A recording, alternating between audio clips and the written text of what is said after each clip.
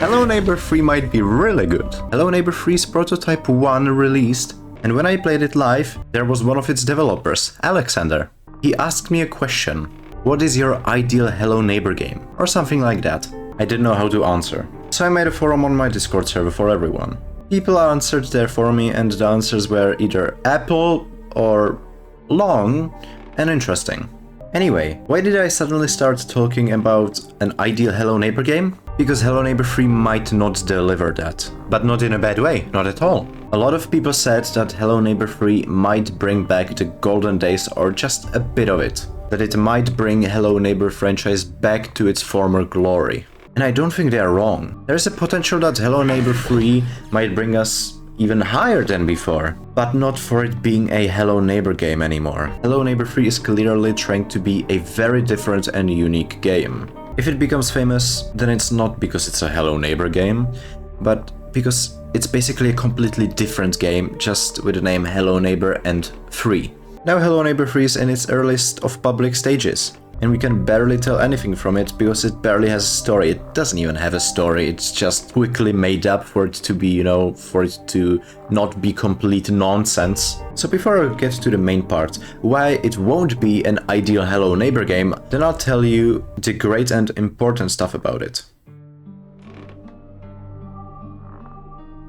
So you're in an open world. Every house is for you free to explore, with a forest surrounding Ravenbrooks. When you enter the forest, and you will enjoy your time there for too long, Forest Dweller might catch you, which is just a placeholder for the guest. There are 4 NPCs so far. Forest Dweller, Jakob, if I didn't butcher that name, Iris, and Signed. Now, according to Nikita in my interview, there are meant to be at least 15 characters. And the characters we know about so far are the guest, aka Forest Dweller, most likely, Iris, Jakob, Coned, Signed, Covered, and Mr. Peterson. Of course, I'm not counting the character we play as. We will be playing as a stranger, so we are new to Ravenbrooks and we will have to re-explore everything. Well, that's part of the story that's meant to be in the full release. But now we are in this half-abandoned sandbox town. Hello Neighbor 3 is obviously trying to man up a bit in its art style, mechanics, playstyle, atmosphere, and achievement.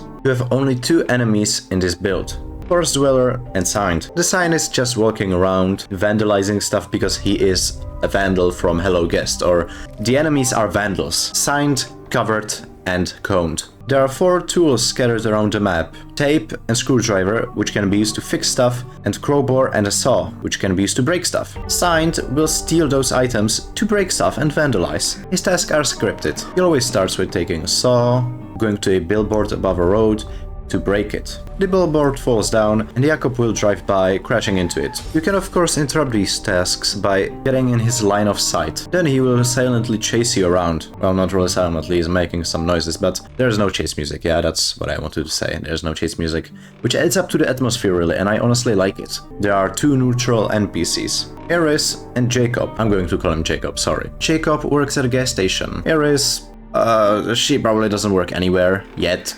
She's just preparing for the Old Town Festival there. They don't really do anything yet. You don't even need them to beat the game, but they sort of help you, kind of. They can help you to get rid of the Signed, but they can also catch you too if you piss them off. All of them also have their own houses. Forest Dweller, Jacob, and Iris. I don't know about Signed though, I don't think he has one. What happens if you get caught? You teleport to the nearest spawn location, and all your items will drop where you have been caught. Also, not to forget, the items have their own durability, so if you use them too much, they will break. There are also generators around that you can break, but they will kill you. The Signed. One of the Signed's tasks is to break a generator that powers the whole town's electricity. If you will break it, he will get stunned for the rest of the game. Now, a good thing to know, time in Hello Neighbor 3 Prototype 1 flies really fast, 1 hour per 20 seconds, and the ending is scripted. Before we get to the ending, there are many dumb ways to die, like getting caught by the Forest Dweller. By the way, the NPCs can also get caught by the Forest Dweller, dying to thunder or a electricity explosion, and dying in a storm. Every time you die, you need to restart the game. The game is clearly uninterrupted, like in Hello Neighbor 2 alphas, which is what Nikita wants, according to what he said. Also in Prototype 2 we should expect more mechanics like hiding in the boxes from RBO or getting dragged like in Hello Neighbor 2 alphas. There will be a lot of mechanics, new mechanics and stuff, but hey, I'm not talking about that now. Your task is to call yourself an Uber because bus doesn't drive there because of the storm, but there is no signal. So by getting a rod from a statue, you must place it on a generator on top of a hill, which will power a Golden Apple amusement park, presumably. Ferris wheel, you will get on that Ferris wheel, get up, and then you will call yourself an Uber and you won. You escaped. But the rest of the Ravenbrooks probably didn't. Now, the storm is most likely being controlled by the cold. And why is the forest dweller most likely the guest? Because he literally catches you in the forest, and he uses the guest animation, and when he catches you, then that sound in the game files is called guest catch sound or something like that. Well, that is a placeholder for the guest. But what we didn't know are 2 screenshots of the actual guest. We did see the guest this whole time. Well, you see the screenshot where he's standing behind this fern or this plant. Well, a lot of people thought it's the guest, but the developers denied that.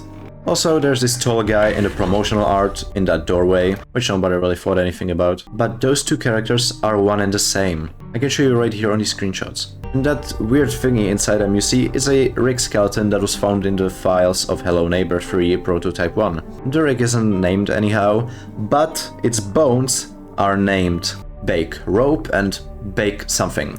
They are the Bake. You see, this rig skeleton perfectly fits this character. So the tall guy in the doorway and behind the fern is the guest. 98% sure. And that's the forest dweller too. Now to the actual future and predictions of Hello Neighbor 3. They are trying to aim on the stealth. Hello Neighbor was always about stealth. Puzzles, breaking and entering, while there's some person protecting his secrets and warding you off. In Hello Neighbor 3, I don't get this feeling at all, so far. The enemy's purpose is basically being a normal citizen, but to the abandoned part of the Ravenbrooks. They're just strolling, walking around, you know, and when they notice you and they don't like you, they will chase you. Normal citizen stuff. In Hello Neighbor 3, there is this entering and breaking thing, but the houses have no point. They have no secrets, no rooms to unlock. There's just loot in them. And you are completely free to go there at any time you want. Nobody will try to chase you or beat you up for it. You're free to do anything, and it doesn't feel right. There's not this feeling of constantly being watched and being at risk of getting caught. There's just no risk in the game, and basically no stealth. Of course, it's just the first prototype, but it gives us the first look of what it's supposed to be in the future. Not really like alphas, but it's close. That there is no Mr. Peterson, we avoid that, we don't care about that in the prototype one. But it's lacking mystery. Yes, it's eerie, it's mysterious why the town is suddenly abandoned, half abandoned. It's most likely because of the Ravenbrooks disaster, but we don't care.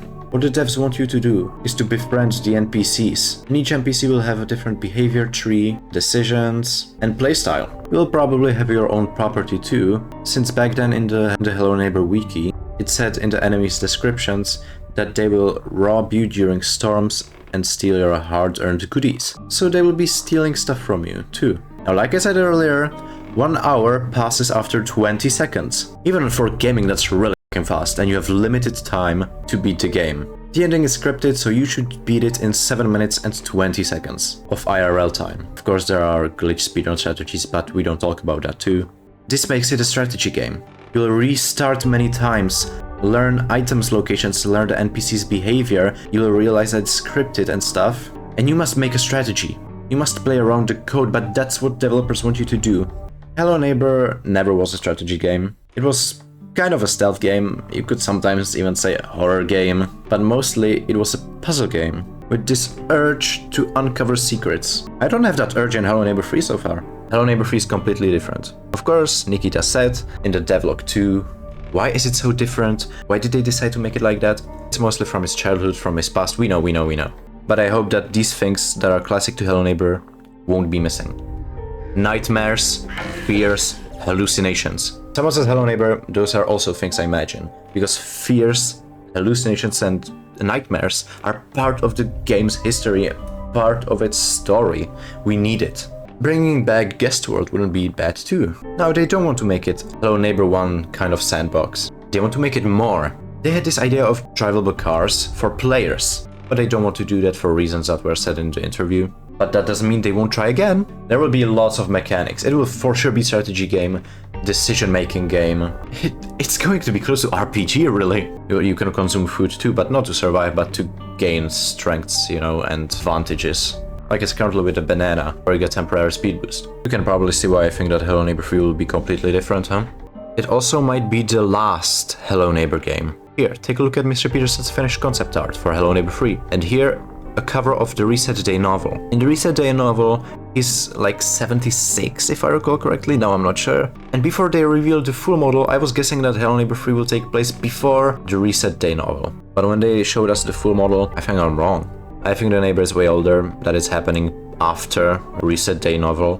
But it's kind of weird, because there are still like those box TVs in Hello Neighbor 3 Prototype 1. But that's just the half-abandoned part of the town, so maybe they could be just old TVs, you know? Nobody can have like flat-screen TVs probably at that time, you know? It's probably gonna take place in like 2020, or maybe actually 2025, who knows? But you can see the neighbor is very old. He doesn't even keep his mustache shape. He doesn't even have his gloves. He has rubber boots, very hunched over, yet he's still 2 meters, even though he's hunched over. Is he on steroids? How the hell is he so tall? When you're old, you tend to shrink, not grow. But he's probably not going to be a threat. I can imagine him being this calm threat, you know, this mastermind, sitting in an armchair, stroking his cat while controlling the environment. He's maybe not even trying to stop the cult, maybe he's controlling it, we don't even know. But he really feels like his mastermind just by looking at him. He's even using that old legendary shovel as a cane. But I think that Mr. Peterson will die in Hello Neighbor 3. And if he will die, I want him to die in this peaceful, dramatic way, with a nice, nostalgic piano music in the background. It should be music from Hello Neighbor 1, honestly, so it really gives us the nostalgia. I don't want to see him die, but if he must die, it must be executed perfectly. We might also see some old characters too. Maybe that Quentin, like a body or something. So yeah, if Hello Neighbor 3 gets ever famous, then it's not because it's a Hello Neighbor 3 game, but because it's a completely different game. Tell me your thoughts in the comments. Did I miss anything? I had many thoughts. I make those videos usually raw, what comes up to my head and what have I read and stuff. I don't do scripts, so there's a chance that I missed something. Feel free to tell me in the comments. Of course, if the developers are watching, thank you for watching. And of course, I thank you viewers too. Your support has been great over this year. I'm on YouTube, Hello Neighbor only content. And I'll take this time to vent. So about Hello Neighbor 3, this is over. You can leave the video. But I'll talk about myself a bit. I've achieved many stuff. I've done a lot of things. Great things, good things, but also bad things, bad decisions. I've been able to talk to Nikita for 4 hours, having this interview with him. He's very generous. That was like really incredible, basically like talking to an idol. But not a long time ago, by the time I'm recording this, I was chatting a lot on the Hello Neighbor Games Discord server, and I don't know how we even got there, but I had those 2 stupid ideas. So I said them, they were jokes. Yeah, I will tell you, they were jokes, bad jokes, so I already apologized to the people I hurt and stuff, and I take regrets and guilt and remorse. It wasn't something, it didn't make me look like the worst guy in the world, but it made me look unhinged and bad, so I want to clear that out. What I said is to put slurs in very long GIFs, because nobody will control it, because the moderators of Hello Neighbor Games Discord server are lazy. Those were the 2 bad jokes. And it took me also very long to realize that they were very offensive. And Nikita noticed them too, as well as the mods. I thought the mods took them as jokes because, hey, they didn't warn me, they actually sent gifts back to it, you know? But that still doesn't excuse my behavior, so I really apologize for that. I apologize to the mods, I apologize to the Nikita even though I shouldn't apologize to him, but I don't want to be in bad terms with anyone and I don't want anyone to see me in a terrible light. But I made my own bed, and now I have to lay in it. I don't want to be in bad terms with Tiny Build, Eerie Guest, Hello Neighbor Games Discord server moderators, and Nikita. They are all great people and they are doing a great job. I'm just dumb and thought that what I'd say everyone would consider as a joke and stuff. It's not something that would put me on a criminal list, but it's something that would kind of put me in a sent as naughty list, because it's honestly unhinged. Very wrong to say that the mods for a server of such size are lazy and stuff, and putting slurs in long GIFs is weird, very weird and creepy. So it was a childish behavior, and yeah, thank you for listening to this ranting. So yeah, see ya!